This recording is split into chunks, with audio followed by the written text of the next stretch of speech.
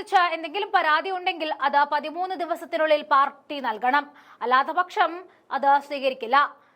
ഇതാണ് തെരഞ്ഞെടുപ്പ് കമ്മീഷന്റെ മുട്ടാപ്പോക്ക് നിലപാട്. ഇതിനെ നിലപാട് എന്നല്ല, രാജഭരണം എന്നാണ് പറയേണ്ടത്. BJP ഉണ്ടാക്കുന്ന അലിഖിത ചിട്ടങ്ങളെ വായ്ത്താരി പോലെ പാടി നടക്കുകയാണ് കമ്മീഷൻ ചെയ്യുന്നത്. തെരഞ്ഞെടുപ്പ് കമ്മീഷൻ വെറും 13 ദിവസം മാത്രമാണ് പരാതി നൽകുവാൻ സമയം നൽകിയത്. 13ാം ദിവസം ഒപ്പുവെച്ച മറ്റ് പാർട്ടിക്കാർക്ക് മുന്നിൽ വാതിൽ കൊട്ടിയടച്ചു.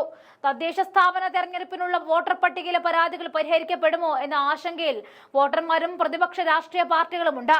അപ്പോഴാണ് വ്യാപക പരാതികൾക്കിടയാക്കിയ പട്ടികയിൽ രാഷ്ട്രീയ പാർട്ടികളും വോട്ടർമാരും നൽകിയ പരാതികളിൽ തെളിവെടുപ്പ് നടത്തി വരികയാണെന്ന സംസ്ഥാന തെരഞ്ഞെടുപ്പ് കമ്മീഷൻ മറുപടിയുമായി എത്തിയത്. തെളിവെടുപ്പ് പക്ഷാപാതപരമാണെന്ന പരാതിയുമായിട്ട് പ്രതിപക്ഷ പാർട്ടികൾ രംഗത്തേക്ക് വന്നു. സംസ്ഥാന തെരഞ്ഞെടുപ്പ് കമ്മീഷൻ പുറത്തിറക്കിയ കരട് വോട്ടർ പട്ടിക പാടെ അബദ്ധ പഞ്ചാംഗമാണെന്നാണ് CPIM പ്രവർത്തകരും പറയുന്നത്.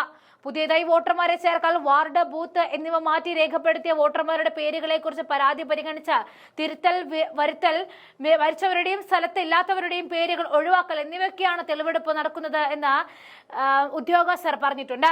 തങ്ങളുടെ പരാതികൾ പരിഗണിക്കുന്നില്ല എന്നും CPM-നും പരാതിയുണ്ട്. അപേക്ഷകളാണ് ഉദ്യോഗസ്ഥർ കൃത്യമായി പരിഗണിക്കുന്നതെന്നും കോൺഗ്രസ് പ്രവർത്തകരും ആരോപിക്കുന്നുണ്ട്.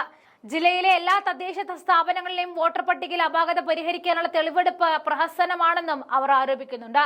ദേശീയ തെരഞ്ഞെടുപ്പ് കമ്മീഷന്റെ പട്ടികയെ ചൊല്ലി വിവാദങ്ങൾ നടക്കുന്നതിനിടയിലാണ് സംസ്ഥാന തെരഞ്ഞെടുപ്പ് കമ്മീഷന്റെ പട്ടികയിൽ വിവാദമുണ്ടാകുന്നത്.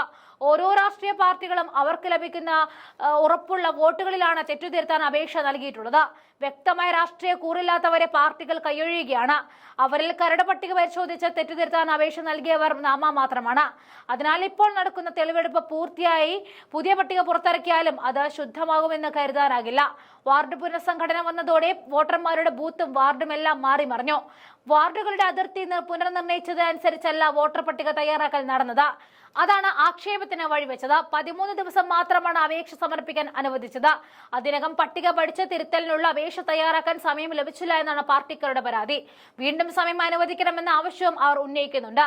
ആലപ്പുഴ നഗരസഭ കേന്ദ്രീകരിച്ച് CPM കൗൺസിലർമാർ വിവിധ വാർഡുകളിലെ കള്ള വോട്ട് രേഖപ്പെടുത്തി കിട്ടാൻ പ്രവർത്തിക്കുന്നതായിട്ടും KPCC ജനറൽ സെക്രട്ടറി AI ഷുക്കൂറും കുറ്റപ്പെടുത്തിയിട്ടുണ്ട്. വോട്ട് ചേർക്കൽ അപേക്ഷ നൽകി ഹിയറിംഗിന് ഹാജരാകുന്നവരെ 2 തരത്തിൽ കണ്ട യഥാർത്ഥ വോട്ടർമാരെ തിരിച്ചയക്കുന്നുവെന്നും ഏകപക്ഷീയമായി CPM കൗൺസിലർമാരുടെ ഒത്താശയോടെ യാതൊരു രേഖയും ഹാജരാക്കാതെ വരുന്നവരുടെ പേരുകൾ ഉൾപ്പെടുത്തുന്നുവെന്നും ഷുക്കൂർ ആരോപിച്ചിട്ടുണ്ട്. ഇക്കാര്യം തെരഞ്ഞെടുപ്പ് ഉദ്യോഗസ്ഥരെ ബോധ്യപ്പെടുത്തിയിട്ടുണ്ടെന്നും ഇപ്പോഴും അത് തുടരുകയാണെന്നും കമ്മീഷൻ ഇടപെട്ട് നടപടി സ്വീകരിക്കണമെന്നും ആവശ്യപ്പെടുകയാണ്.